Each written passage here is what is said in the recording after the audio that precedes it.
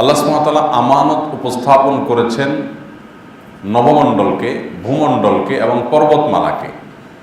অর্থাৎ এই সকল বড় বড় সৃষ্টিকে আল্লাহ তাআলা বলেছেন তোমরা চাইলে আমানত ধারণ করতে পারো, আমানত রাখতে পারো। ফাআবাইনা ওয়া আশফাকনা মিনহা, আল্লাহ বলেন যে এই সকল বড় বড় বিশাল আকারের সৃষ্টি তারা আল্লাহর আমানত রাখতে অস্বীকৃতি জানিয়েছেন এবং তারা ভয় পেয়েছেন যে আল্লাহর আমানত যদি রক্ষা করতে না পারেন তাহলে পরিণতি কি হতে পারে। সেই ভয়ে আল্লাহর এই বিশাল বড় বড় সৃষ্টিগুলো আমানত ধারণ করেনি। ওয়াহামালাহাল ইনসান, আল্লাহ যখন মানুষকে আমানত দিলেন, মানুষ আমানত সানন্দে নিজের কাঁধে তুলে নিয়েছে। ইন্নাহু কানা যালুমান জাহুলা, আর মানুষ আসলে নিজের প্রতি নিজে এই আমানত নিজের কাঁধে নিয়ে সে নিজের প্রতি নিজে মূলত অবিচার করেছে। সে আসলে বুঝতে পারেনি যে আল্লাহর আমানতের মূল্য, আল্লাহর আমানতের ভার এটা কত বড়, কতটা ভারী, এটা না বুঝেই সে স্বাচ্ছন্দ্যে সানন্দে গ্রহণ করে নিয়েছে। এখানে আমানত বলতে কি বোঝানো হয়েছে, মুফাসসিরগণ, কোরআনে কারীমের বিশ্লেষকগণ নবী করিম সাল্লাল্লাহু আলাইহি সাল্লামের হাদিস এবং কোরআনের আলোকে বিভিন্ন ব্যাখ্যা করেছেন। তবে আল্লাহ রাব্বুল আলামিনের উদ্দেশ্য যাই থাকুক না কেন, সেখানে আমানত শব্দ দিয়ে আল্লাহ তাআলা ব্যক্ত করেছেন আল্লাহর আদেশ নিষেধগুলো পালন করার ব্যাপারটিকে। তাফসিরে তাবারিতে ইমাম তাবারি রাহিমাহুল্লাহ, অন্যান্য ইবনে জারীর তাবারি সহ অন্যান্য অনেক মুফাসসিরগণ উল্লেখ করেছেন যে আল্লাহর আদেশ নিষেধগুলো মেনে চলতে হবে, বিনিময়ে জান্নাত পাওয়া যাবে, আর না মানলে জাহান্নামে যাবে। এই অপশনটা কে গ্রহণ করবে? নবমণ্ডল বলেছে না, আমি রিস্ক নিতে পারবো না। ভূমণ্ডল বলেছে না, আমি রিস্ক নিতে পারবো না। পর্বতমালা বলেছে আমরাও এই রিস্ক নিতে পারবো না। আল্লাহর সৃষ্টি হিসেবে আল্লাহর আনুগত্য করার মতো শক্তি কিংবা আল্লাহর আনুগত্যের পরিপন্থী কাজ করবার মতো শক্তি আল্লাহ তাআলা মানুষকে দিয়েছেন, যেহেতু মানুষ এই আমানত গ্রহণ করেছে। যদি পাহাড় গ্রহণ করত তাহলে পাহাড়কে আল্লাহ দিতেন, যদি নবমণ্ডল গ্রহণ করত তো নবমণ্ডলকে দিতেন, যদি ভূমণ্ডল গ্রহণ করত তাহলে আল্লাহ তাআলা এই আল্লাহর আদেশ নিষেধ মানা না মানার ব্যাপার এটা ভূমণ্ডলকে দিয়েছেন। এখন কি হয়েছে, নবমণ্ডলকে আল্লাহ তাআলা যে দায়িত্বে নিয়োজিত রেখেছেন সে দায়িত্ব পালন করে চলেছে। এটা ডিনাই করার মতো অপশন তার নাই, সে চাইলেই এটার অমান্য করতে পারে না।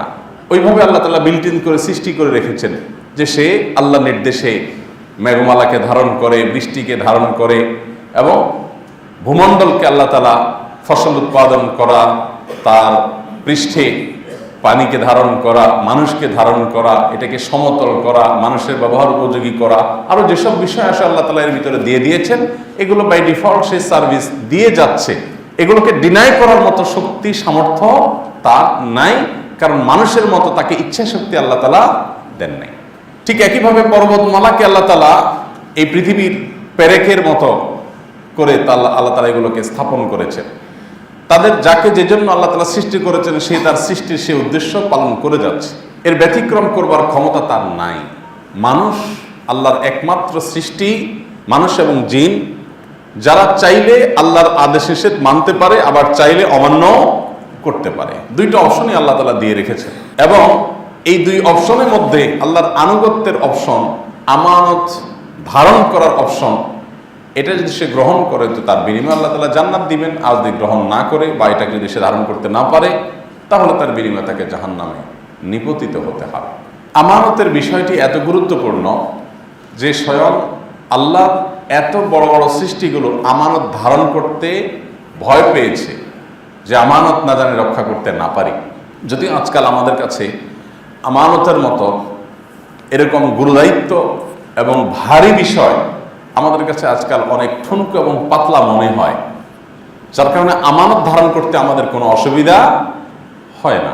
নবী করিম সাল্লাল্লাহু আলাইহি সাল্লামের কাছে এক ব্যক্তি এসে বললেন, হে আল্লাহর রাসূল, আপনি মদিনা রাষ্ট্রের প্রধান, এই রাষ্ট্রের অমুক দায়িত্বটা আমাকে আপনি দেন, আমি এটাকে সুচারুরূপে সুন্দরভাবে পালন করব। নবী করিম সাল্লাল্লাহু আলাইহি সাল্লাম তখন বলেছিলেন, ইন্না লা নুওয়াল্লি আলা আমরিনা মান তালাবা। দেখো, ইসলাম পৃথিবীর এমন একটি জীবন বিধান, এমন একটি থট যে এইখানে কেউ যদি কোনো কিছু চেয়ে নেয়, যেচে নেয়, কোনো দায়িত্ব, কোনো পদ, কোনো আমানত, তখন তার এই যেচে নেওয়াটা, তার এই চেয়ে নেওয়াটাকে আমরা তার অযোগ্যতা হিসেবে বিবেচনা করি, এবং কেউ কোনো পদ চাইলে আমরা সেই পদ তাকে দেই না। যদিও আজ পৃথিবীতে যে সমস্ত মতবাদ, মানুষের শাসিত হওয়ার যে সমস্ত সিস্টেম আছে, গণতন্ত্র বলেন, সবচেয়ে বেশি পপুলার, পৃথিবীতে সবচেয়ে বেশি প্রতিষ্ঠিত যে সিস্টেম দ্বারা মানুষ শাসিত হয়ে থাকেন, এই তথাকথিত গণতন্ত্রের মধ্যেও এই একই সিস্টেম আছে যে মানুষ ক্যান্ডিডেট হবে, সবাই তাকে ভোট দিবে, তিনি নির্বাচিত হবেন। ইসলাম কিন্তু এটা বলে না। আসলে ইসলাম বলে যে কেউ যদি নিজেকে উপযুক্ত মনে করে বলে যে আমি এই পদ চাই, তাহলে সে অনুপযুক্ত হওয়ার জন্য এটাই প্রমাণ যে সে আসলে এই আমানত ধারণ করতে সক্ষম না। মা বাবার ছোট ছেলে মেয়ে যারা হয়, 4 বছর 5 বছর, দেখবেন বাবা যখন বাজার থেকে বড় ব্যাগ ভর্তি করে বাজার সদাই করে নিয়ে আসেন, 10, 15, 20 কেজি ওজন হয়ে যায় অনেক সময়। তো এই পিচ্ছিটা কিন্তু সবার আগে দৌড়ে গিয়ে বাবাকে বলে, যাবো আমার মাথায় দাও। বাপ তো দিবে না, সে তো ছাড়বে না, না ছোড় বান্দা, পিড়াপিড়ি করে, না আমার মাথায় দাও, আমি নিয়ে যাবো। তখন বাবা ছেলেকে বোঝানোর জন্য, সান্ত্বনা দেওয়ার জন্য অনেক সময় তার মাথার উপরে ব্যাগটা ধরে রাখেন। সে তো বিরাট খুশি, মহা খুশি যে আমি তো ব্যাগ নিয়ে আসলাম বাসায়। আসলে তো বাপ ধরে রাখছে, কিন্তু সে মনে করছে সে ধারণ করেছে। অথচ একই বাসায় ওই ভদ্রলোকের 15-20 বছরের যে ছেলেটা, ওই ছেলেটা যদি টের পায়, সচরাচর চিত্রের কথা বলছি, ব্যতিক্রমও আছে, সাধারণত ও যদি টের পায় যে বাপ কিছু একটা নিয়ে আসছে, এখন বলবে যে নিস্তালা নেমে আয়, বাজারে ব্যাগ বেশি আছে, এগুলো ধরতে হবে, তো আস্তে করে টয়লেটে ঢুকে যায়। ঠিক কিনা বলেন? ও টয়লেটে ঢুকে কেন? ও জানে কত ধানে কত চাইল, এজন্য সে টয়লেটে ঢুকে যায়, গোসলখানায় ঢুকে যায়। সে গোসল করার ভান করে বাঁচার চেষ্টা করে যে বাবা অন্য কেউ আনুক, আমি পারবো না ঝামেলা দিতে। আর যে বুঝে না সে কি করে? বলেছে আব্বু আমার মাথা দাও, আমার মাথা দাও। ঠিক একইভাবে আমানতের এই গুরু দায়িত্ব যে বুঝে, সে সেখান থেকে যান বাঁচানোর চেষ্টা করে। সে চায় অন্য কেউ বহন করুক, আমি প্রয়োজনে তাকে সহযোগিতা করি। আমি এই গুরু দায়িত্ব নিয়ে আল্লাহর কাছে কিয়ামতের ময়দানে দাঁড়িয়ে থাকার মতো পরিবেশ যেন না হয়।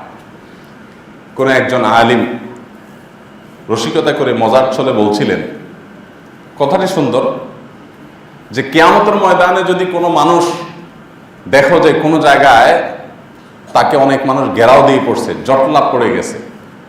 রাস্তাঘাটে গেলে যেরকম দেখেন না, অনেক সময় কোনো বিশেষ ঘটনা, পকেটমার, ছিনতাইকারী, এই টাইপের লোক ধরা পড়লে ওখানে মানুষ গোল হয়ে যায় না?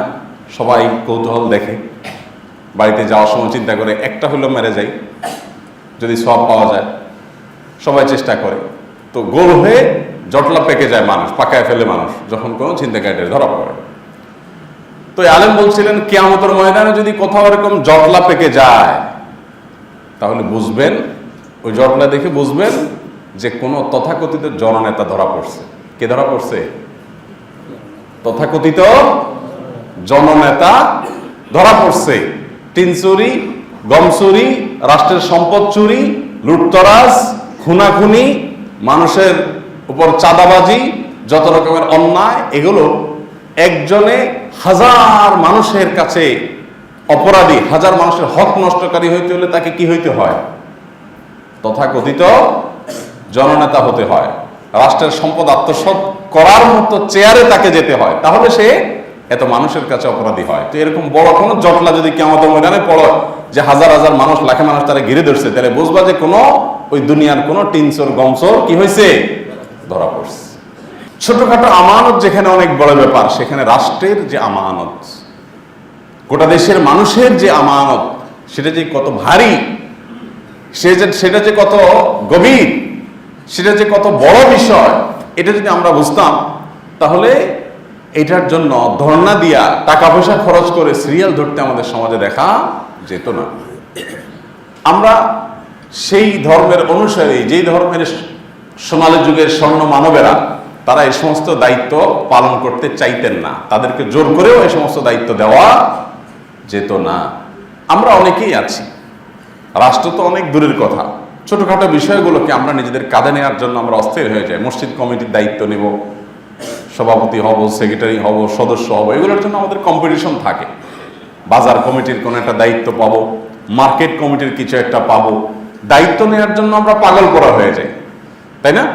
নবী করিম সাল্লাল্লাহু আলাইহি সাল্লাম বলেছেন, যে ব্যক্তি কোনো দায়িত্ব চেয়ে নেয়, ওই যে ব্যক্তিটা এসে নবী সাল্লাল্লাহু আলাইহি সাল্লামের কাছে চেয়েছেন যে আমাকে এই দায়িত্বটা দেন, তিনি তখন বলেছিলেন, ইন্নাকা ইযা উতিতাহা আন মাসআলাতিন ওয়াকিলতা আনহা ওয়া ইযা উতিতাহা মিন গায়রি মাসআলাতিন উইনতা আলাইহা। কোন দায়িত্ব যদি তুমি চাওয়া ছাড়া তোমার উপরে এসে পড়ে, সবাই তোমাকে চাপিয়ে দিয়েছে, সবাই তোমাকে অনুরোধ করেছে, এটা যদি তোমার কাঁধে আসে, তাহলে মনে রাখবে আল্লাহ তাআলা তোমাকে এই দায়িত্ব পালনে সাহায্য করবে।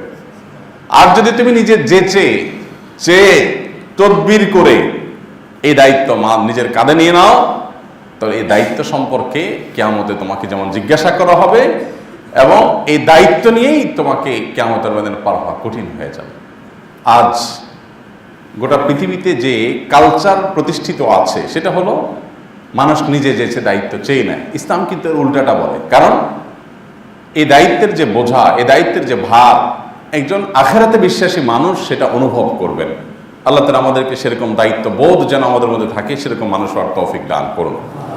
ভাইরা আমার, প্রিয় নবী সাল্লাল্লাহু আলাইহি ওয়াসাল্লাম বলেছেন, ইযা বুসিদাল আমরু ইলা গায়রিহি ফান্তাজিরিস সাআহ। যখন আমানত বা দায়িত্ব অপাত্রে, অযোগ্য মানুষের উপরে অর্পণ করা হবে, যে যে কাজের যোগ্য না, স্বজন প্রীতি করে, এলাকা প্রীতি করে, নানাভাবে যখন ওই দায়িত্ব তার কাঁধের উপর আসবে, তখন তুমি অপেক্ষা করবে যে কিয়ামত বেশি দেরি নাই। এইরকম রেওয়াজ, এরকম অনিয়ম যখন নিয়মে পরিণত হবে, এবং সর্বত্র দেখবা যে অযোগ্যরাই দায়িত্ব পায়, তাদেরকেই ঘুরে ফিরে দায়িত্ব দেওয়া হয়, তাহলে বুঝবা যে কিয়ামত আসতে আর বাকি নেই। এটা কিয়ামতের আলামতগুলোর মধ্যে থেকে একটি। আমাদের সমাজে সর্বত্রই আপনি দেখবেন এই আমানতের খেয়ানত। নবী করিম সাল্লাল্লাহু আলাইহি সাল্লামের পরিষ্কার হাদিস রয়েছে যে লা ঈমান লিমাল্লা আমানাতা লাহ। যার মধ্যে আমানতদারিতা নাই, যার মধ্যে জবাবদিহিতা করার মতো মানসিকতা নাই, ভয় নাই, সে ব্যক্তির মধ্যে আসলে প্রকৃত অর্থে ঈমানই নেই। সে নিজেকে মুসলিম দাবি করতে পারে, তার ভেতরে প্রকৃত ঈমানের উপস্থিতি নিয়ে সন্দেহ করবার যথেষ্ট সুযোগ আছে। যে ব্যক্তির মধ্যে নিজেকে মুসলমান দাবি করার পরও আমানতদারিতার ঘাটতি বা অভাব আছে। দেখুন, খলিফা ওমর ইবনে আব্দুল আজিজ রাহমাতুল্লাহি আলাইহি, ইসলামের ইতিহাসের সোনালী যুগের স্বর্ণ মানব, তার শাসন আমল এটা একটা প্রবাদ, এটা একটা উপমা, এটা একটা দৃষ্টান্ত, এবং সুশাসনের জন্য পৃথিবীর ইতিহাসে নজির হিসাবে যে শাসনগুলোকে উল্লেখ করা হয়, খলিফাতুল মুসলিমিন ওমর রাদিয়াল্লাহু তাআলা আনহুর যা শাসন আমলকে অমুসলিমরাও স্মরণ করে, উল্লেখ করে, অনুসরণ করে, দৃষ্টান্ত দেয়, সুশাসনের আরেকটা দৃষ্টান্ত স্থাপন করেছেন দ্বিতীয় ওমর, যার নাম ওমর ইবনে আব্দুল আজিজ রাহমাতুল্লাহি আলাইহি। সাহাবীদের গত হওয়ার পরপরে যিনি দুনিয়াতে এসেছেন এবং ইতিহাস রচনা করেছেন কিভাবে নিজের দায়িত্বকে স্বচ্ছ সুন্দরভাবে পালন করতে হয়। তিনি যখন মৃত্যু মুখে যখন পতিত, তখন তার নিকটাত্মীয়দের কেউ একজন, তার বোন বা এরকম কেউ পাশে বসে কাঁদছিলেন। তখন তিনি জিজ্ঞাসা করলেন, তুমি কেন কাঁদছো?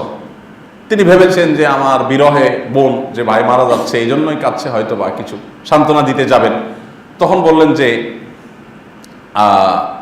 ভাই তুমি চলে যাচ্ছ, অথচ আমার ভাতিজাদের জন্য কিছুই রেখে যাচ্ছ না, তাদের জন্য তেমন কিছুই নাই, এটা নিয়ে আমি ভেবে কাঁদছি যে ওরা কি করবে। ওমর ইবনে আব্দুল আজিজ রাহমাতুল্লাহ আলাইহি তার বোনকে সান্ত্বনা দিলেন, এবং আল্লাহর নেককার বান্দারা তাদের সন্তানদের জন্য সম্পদ দিয়ে যান না, সম্পদের খনির সন্ধান দিয়ে যান। সম্পদ আসে কোত্থেকে? আল্লাহর কাছ থেকে। আল্লাহর সাথে কানেক্টেড করে দিয়ে যান। সম্পদ দিয়ে, সম্পদ দিলে কত দিতে পারবে? এই জন্য ভাই, আমাদের জীবনের বাঁকে বাঁকে, মনে মনে অনেক কিছু আমাদেরকে এই পৃথিবী শেখায়, কিন্তু আমরা শিক্ষা গ্রহণ করি না। এই পৃথিবী আমাদেরকে অনেক কিছু বলে, সেগুলোকে আমরা ধারণ করতে পারি না। আল্লাহ রাব্বুল আলামিন যাকে যে আমানতের দায়িত্ব অর্পণ করেছেন, আল্লাহ তাআলা আমাদের সবাইকে সে আমানত যথাযথভাবে পালন করার তৌফিক দান করুন। আমরা আসুন্নাহ ফাউন্ডেশন এই প্রতিষ্ঠান পরিচালনা করতে গিয়ে নানাবিধ অভিজ্ঞতার মধ্য দিয়ে আমাদেরকে পার হতে হয়। আমি গতকালকে বন্যা দুর্গত এলাকাগুলোতে গিয়েছিলাম, ফেনীতে, নোয়াখালী, লক্ষ্মীপুর। তো আমার এলাকার যারা আছেন আলেম ওলামা, মুরব্বীরা, তারা অনেকে আমার উপরে খুব নাখোশ, অনেক নাখোশ এই জন্য যে আমি অন্যান্য এলাকায় গিয়েছি, নিজের এলাকায় যাইতে পারি নাই। আবার আমার এলাকাতেও বন্যা হয়েছে, কিন্তু সেই হিসাবে তাদের এক্সপেকটেশন অনুযায়ী ত্রাণ যায় নাই। ভাবখানা এমন যে আমি গেলে সবাই আমাকে ধরবে, তো সবাই ধরার আগে আমি নিজে ধরা দিলাম। গত রাত্রে এসার সময় তাদের সবাইকে ডেকে চায়ের দাওয়াত দিয়ে বসলাম। এরপরে ওনাদেরকে, সম্মানিত ব্যক্তিবর্গ, ওনাদেরকে আমি আমার কথাটা বললাম যে দেখেন, আমার যদি বাপের টাকা হইতো বা আমার পকেটের টাকা হইতো, তাহলে সবার আগে আমি আমার এলাকা এবং আমার ভাই ব্রাদার, আত্মীয় স্বজন, তাদেরকে আমি প্রায়োরিটি দিতাম। কারণ এটাই ইসলাম নির্দেশ করে যে ইবদা বিমান তাউল, আমার নিকট আত্মীয় যারা আছে তাদের থেকে আমি শুরু করব, এরপর অন্যদিকে যাব, এটা ইসলাম বলে। বাট টাকাটা যখন মানুষের, অন্যের, তখন সেখানে আমি আমার এলাকাকে প্রায়োরিটি দিয়ে কাজ করব। এটার নামই হলো দুর্নীতি, এটার নামই হলো জুলুম, এটার নামই হলো অবিচার। আমাদের সমাজে বিচার আর অবিচারকে পার্থক্য করবার মতো শক্তি মানুষের মধ্যে নাই, এটা হারিয়ে গেছে। আপনারা দেখবেন কোন মন্ত্রী যিনি গোটা দেশের জন্য দায়িত্বশীল হন, একজন সচিব কোন একটা মন্ত্রণালয়ের দায়িত্বে আছেন, তিনি ওই মন্ত্রণালয়ের সচিব হিসাবে গোটা দেশের মানুষের জন্য তিনি কাজ করবেন এবং এখানে কোনো ভেদাভেদ তার করার কথা না। কিন্তু এরপরও কোনো এলাকায় যদি আপনি যান, মন্ত্রী সাহেবের এলাকার রাস্তাঘাটগুলো খুব ভালো, রাস্তাঘাটে আবার লাইট পোস্টও লাগাইছেন, আবার দেখা যায় যে অন্য সব স্থাপনাগুলো খুব সুন্দর করেছেন, অনেক উন্নয়নমূলক কাজ করেছেন। কোন সচিব সাহেবের গ্রামে গেছেন, মাশাআল্লাহ, সচিবের গ্রামে গিয়ে আপনি বলছেন মাশাআল্লাহ, উনি এলাকাতে অনেক কিছু করেছেন, এলাকার ছেলে হয়ে এলাকাতে অনেক কিছু করেছেন। এই জিনিসটাকে আমরা সবাই অ্যাপ্রিসিয়েট করি। এটা কি অ্যাপ্রিসিয়েট যোগ্য নাকি ভৎসনার যোগ্য? এটা কি অ্যাপ্রিসিয়েট করার মতো না ভৎসনা করার মতো? আপনারা ধরে ফেলছেন কাহিনীটা, ভৎসনা করার মতো। কেন ভৎসনা করার মতো? কারণ রাষ্ট্রের যে দায়িত্ব তাকে দেয়া হয়েছে, এটা তার গ্রামের জন্য দেয়া হয়নি। রাষ্ট্রের যে দায়িত্ব তার কাঁধে দেওয়া হয়েছে, এটা তার এলাকার জন্য দেওয়া হয়নি মন্ত্রী সাহেবকে। হ্যাঁ, কোনো মানুষ সংসদ সদস্য, কোনো মানুষ চেয়ারম্যান, মেম্বার, তাহলে তার নির্দিষ্ট গণ্ডি আছে দায়িত্বের, তিনি ওই পুরো এলাকাতে কাজ করবেন। কিন্তু সে এমপি সাহেবও যদি নিজের গ্রামকে একেবারে স্বর্ণের থালে পরিণত করেন আর আশেপাশের গ্রামগুলোকে যদি নর্দমা পরিণত করেন, তাহলে সেক্ষেত্রে তিনি কি ভালো কাজ করেছেন না দুর্নীতি করেছেন? কিন্তু মুশকিল হলো যেখানে নিজের গ্রামের দিকেও তাকায় না কেউ, সেখানে নিজের গ্রামটা অন্তত ভালো করলে মানুষ বলে মাশাআল্লাহ, এ লোকটা ভালো কাজ করেছে। ব্যাপারটা এরকম যে ঘুষ খেয়েও কাজ করে না, এখন ঘুষ খেয়ে যে কাজ করে তাকে সবাই বলে লোকটার ঈমান আছে। লোকটার কি আছে? ঈমান আছে, লোকটার মধ্যে আল্লাহর ভয় আছে, মুত্তাকি মানুষ। কারণ জবান ঠিক রাখে, সে ঘুষ খাইছে, কাজটা করে দিছে। কারণ সমাজে যখন আশেপাশে ঘুষ খাইয়াও ফাঁকিবাজি করে, ঘুরায়, কাজ করে না, তখন যে ঘুষ খেয়ে কাজ করে, তখন মানুষ মনে করে এই লোকটা কি সৎ। অর্থাৎ চোরও সমাজে সৎ হয় যখন সমাজের অন্য অনেকে ডাকাইত হয়। সমাজের অন্যরা যখন ডাকাত হয়ে যায়, তখন চোরকে মানুষ বলে যে লোকটা ভালো, ডাকাতি করে না। এরকম অবস্থা হয়ে গেছে না এখন আমাদের সমাজে। আমি প্রায় দেখি বিভিন্ন জায়গায় গেলে, যে কোনো এলাকার খুব বড় কোনো পাওয়ারফুল মানুষ, রাজনৈতিকভাবে পাওয়ারফুল বা প্রশাসনিকভাবে কোনো বড় দায়িত্বে আছেন, ওনার এলাকার উন্নতি দেখে মানুষ প্রশংসা পঞ্চমুখ হয়ে যায়। আমি বলি যে এটা কিভাবে আপনারা প্রশংসা করেন? ট্যাক্স দেয় সারা দেশের মানুষ, ভ্যাট দেয় সারা দেশের মানুষ, সারা দেশের মানুষের ট্যাক্সের টাকায় উনি ওনার এলাকাকে উন্নত করলেন, বাকি এলাকাগুলোকে সেভাবে উন্নত করলেন না। উনি তো স্বজন প্রীতি করলেন, এলাকা প্রীতি করলেন, তিনি তো দুর্নীতিবাজ। তিনি আপনার কাছে সৎ হয় কিভাবে? আপনি তাকে সৎ এই জন্য বলতেছেন কারণ বাকিগুলো এলাকাতেও কাজ করে না, এগুলো সব বেগম পাড়া বাড়ি করে। যে সমাজে সব টাকা পয়সা সব নিয়ে বেগম পাড়া বাড়ি করে, দুবাই নিয়ে ব্যবসা করে, সিঙ্গাপুর নিয়ে সম্পদের পাহাড় গড়ে, ওই সমাজে কেউ যদি নিজের এলাকা কিছু করে, আমাদের কাছে মনে হয় মাশাআল্লাহ, তো সাক্ষাৎ ফেরেশতা। অর্থাৎ আমরা নামতে নামতে কোন জায়গায় গিয়ে ঠেকেছি সেটা কি আমরা অনুভব করতে পারছি? আল্লাহ রাব্বুল আলামিন আমাদের সবাইকে আমানতের দায়িত্ব সম্পর্কে সচেতন হওয়ার, দায়িত্ববান হওয়ার তৌফিক দান করুন। ভাইরা আমার, তো আমি আমার এলাকার আলেম ওলামাদের নিয়ে গতকাল এসার সময় বসছিলাম, মুরব্বীরা গণ্যমান্য যারা আছেন যাদেরকে শ্রদ্ধা করে বলছিলাম দেখেন, আমার নিজের মায়ের পেটের ভাইটা অনেক সময় দেনাদায়িক থাকে, আমি পারি যদ্দূর পারি চেষ্টা করি। আমি যদি চাই যে তাকে আমি ফাউন্ডেশন একটা ফান্ড দিয়ে ভাসাই দিব, এই চাওয়ার ক্ষমতা আমার নাই, আমার হাত পা বাঁধা, এই ক্ষমতা আমার নাই। আমরা চাইলে অনেক কিছু করতে পারি না, কারণ আল্লাহর কাছে আমাদের জবাবদিহিতা আছে। মানুষ আমাকে আমার এলাকা দেওয়ার জন্য দেয় নাই, প্রত্যেকেরই এলাকাতে গরিব দুঃখী আছে, সে আমার কাছে কেন দিয়েছে? সবচাইতে উপযুক্ত লোকটা বের করার জন্য আমার সাধ্যের শেষটুকু পর্যন্ত চেষ্টা করা, এটাই আমার দায়িত্ব, এই জন্য সে আমার কাছে দিয়েছে। সো আমি এই জায়গাতে আপনি নাখোশ হলেও কিছু আসবে যাবে না। আমার আব্বাজান রহমতুল্লাহ আলাই বেঁচে থাকতে আমাকে প্রায় বলতেন, বাবা এলাকার অমুক আছে তমুক আছে, আমার সাধ্য অনুযায়ী দেন 2000 5000, আমি যেটা পারি গরিব মানুষ হিসাবে দিতে পারি। কিন্তু আপনি এটা আশা করেন না যে মানুষের দানের টাকা আমি এলাকায় কাউকে দিয়ে দিব, কারণ এটা আমার এলাকার জন্য। হ্যাঁ, এলাকায় যদি নিডই হয়, অন্য 10 জন পেলে সে অবশ্যই পাবে, কিন্তু এলাকা হিসেবে কোনো প্রায়োরিটি পাওয়ার কোনো অধিকার নেই। দেখুন, আমরা অনেকেই আছে যে আমাদের আত্মীয় স্বজন, আমাদের পরিচিত লোকজন, তাদের জন্য আমরা স্পেশাল সার্ভিসের ব্যবস্থা রাখি। আজকে আমাদের দেশটাতে যে অপশাসন, যে অনিয়ম, যে দুর্নীতি রন্ধ্রে রন্ধ্রে ঢুকে গেছে, এগুলো একদিনে ঝেঁকে বসে নেই। মানুষ অন্যায় নিয়ে গর্ব করে।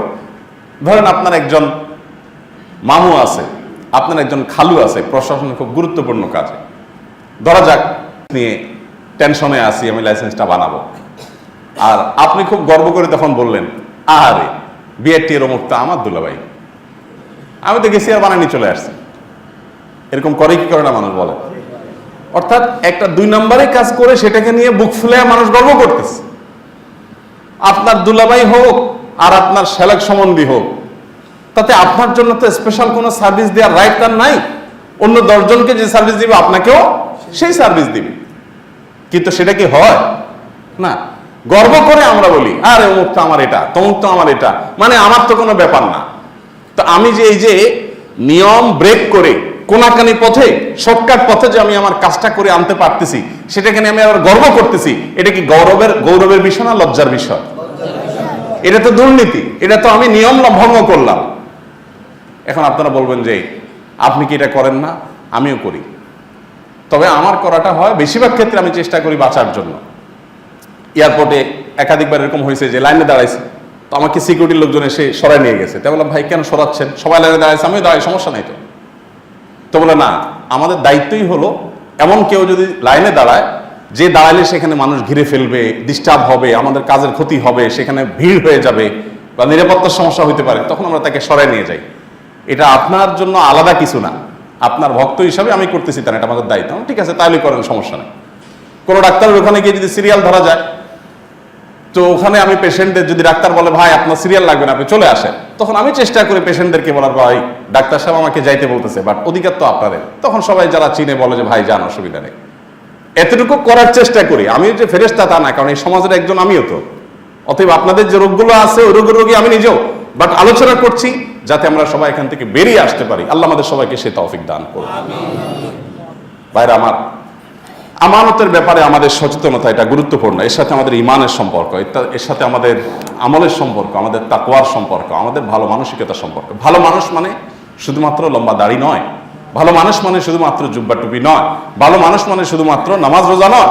এগুলো ভালো মানুষের অনেক গুরুত্বপূর্ণ নিদর্শন হলেও ভালো মানুষের অন্যতম প্রধান নিদর্শন হলো ভালো মানুষ সৎ হবেন তার কর্মে, তার কথায়, তার কাজে, তার বিশ্বাসে, তার আচরণে। তার ভিতরে নীতিনৈতিকতা থাকবে, তার ভিতরে শৃঙ্খলা বোধ থাকবে।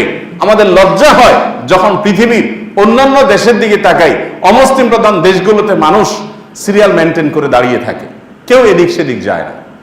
জাপানের টোকিওতে একবার কোন এক জায়গা থেকে টোকিওতে আসছিলাম একটা ট্রেনে করে, আমি আমার সাথে একজন বাংলাদেশি ভাই, সাইদ ভাই, উনি ছিলেন।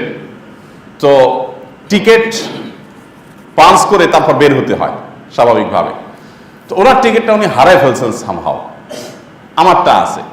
তো এখন যেখানে পাঞ্চ করে বের হইতে হবে ওখানে কোনো লোক পাহারা দেওয়ার মতো নাই, একটা বক্স আছে, ভিতরে লোকজন আছে, বাট কেউ এখানে দেখছে না দাঁড়িয়ে দাঁড়িয়ে টিকিট ঠিক আছে কিনা, সবাই যার যার মতো পাঞ্চ করে করে বের হয়ে যাচ্ছে।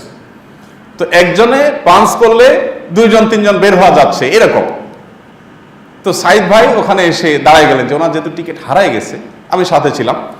তিনি বললো, ভাই তাহলে আমি একটু দায়িত্বরত অফিসারকে আছে তার সাথে কথা বলি, আমি যে টিকিট কিনছি তার এভিডেন্স আমার কাছে আছে, আমার অ্যাকাউন্ট থেকে টাকা কেটে নিয়ে গেছে, SMS আসছে, ওইটা দেখাবো তাকে।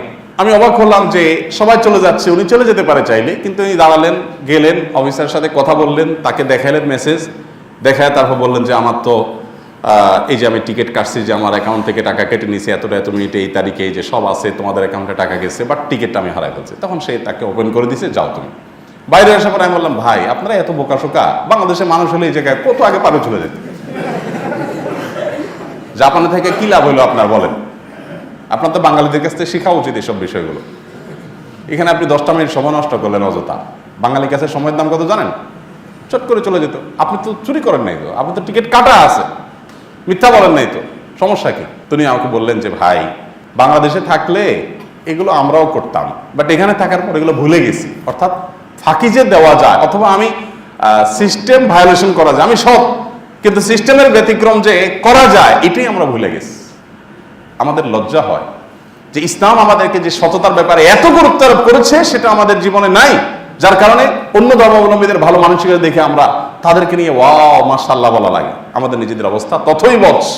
আল্লাহ তাআলা আমাদের সবাইকে সততার পথে সবসময় পরিচালিত হওয়ার তৌফিক দান করুন, নীতিবান আদর্শবান মানুষ হওয়ার তৌফিক আল্লাহ তাআলা আমাদেরকে দান করুন। আমাদের যারা যখন যে দায়িত্ব পান তারা সেই দায়িত্ব যেন আমানতদারিত্বের সাথে পালন করতে পারেন, আল্লাহ তাদেরকে সেই তৌফিক দান করুন। যারা রাষ্ট্র পরিচালনার দায়িত্ব পান, গণতন্ত্র জিনিসটাই এরকম একটা ভোজন ভাজন দিয়ে ধামাচাপা দিয়ে মানুষকে বুঝাই দেওয়ার এমন একটা আইটেম যে আপনি একজনকে MP বানাবেন, উনি আপনার এলাকার মানুষের সবার প্রতিনিধি। উনি যাইয়া ওই এলাকাতে 4 লাখ 5 লাখ মানুষ যদি বসবাস করে, ওই 5 লাখ মানুষের তরফ থেকে যা বলবেন ওটা 5 লাখ মানুষের ভয়েস। আসলে কি 5 লাখ মানুষের ভয়েস তার মুখ দিয়ে আসে? সম্ভব এটা? বেশিরভাগ ক্ষেত্রে বরং সংখ্যাগরিষ্ঠ মানুষের চিন্তা ভাবনা তার দ্বারায় প্রতিফলিত হয় না, কিন্তু সেটাই আইন হয়ে গেছে। যারা যখন ক্ষমতায় থাকে তারাই তখন গণ আকাঙ্ক্ষার কথা বলে তাদের নিজেদের এজেন্ডাগুলো বাস্তবায়ন করে। ঠিক কিনা বলেন? গণ আকাঙ্ক্ষা ভাই, গণ আকাঙ্ক্ষার মধ্যে তো আমারও তো আকাঙ্ক্ষা আছে। এখন আপনি যেটা বলতেছেন এটা গণ আকাঙ্ক্ষা, আমি তো ওই আকাঙ্ক্ষার সাথে একমত না। আমার মতো এরকম লাখ লাখ কোটি মানুষ হয়তো একমত না, তারপরে আপনি সেটাকে গণ আকাঙ্ক্ষা বলে বুজন বাজন দিয়ে দিচ্ছেন। আমানতের খেয়ানত। দায়িত্ব পেয়েছেন, এই চান্সে গণ আকাঙ্ক্ষার নাম দিয়ে গণবিরোধী, গণমানুষের চিন্তা চেতনা আদর্শ মূল্যবোধ বিশ্বাস ধর্ম পরিপন্থী বিষয়গুলোকে চাপিয়ে দিচ্ছেন। এর চাইতে বড় ভণ্ডামি এবং শয়তানি আরেকটা হতে পারে না। আল্লাহ রাব্বুল আলামিন যারা যখন দায়িত্বে আসেন তাদের সবাইকে এই শয়তানিগুলো থেকে বেঁচে থাকার তৌফিক দান করুন। আর আমাদেরকে সজাগ সচেতন হতে হবে, সতর্ক হতে হবে যে গণমানুষের আকাঙ্ক্ষার নামে, জন আকাঙ্ক্ষার নামে এই লাইসেন্সকেও নিয়ে তার মতো করে তিনি মানুষের উপরে চাপিয়ে দিবেন তার নিজস্ব চিন্তা ভাবনা বা নিজস্ব এজেন্ডা, এটা যাতে কোনোভাবে কেউ করতে না পারে। এ ব্যাপারে আমাদের সবাইকে সবসময় সতর্ক থাকতে হবে। আল্লাহ তাআলা আমাদের তৌফিক দান করুন। জাযাকুমুল্লাহু খাইর ওয়া আখিরু দাওয়ানা আলহামদুলিল্লাহি রাব্বিল আলামিন। আসুন্নাহ ফাউন্ডেশন, উম্মার স্বার্থে সুন্নাহর সাথে।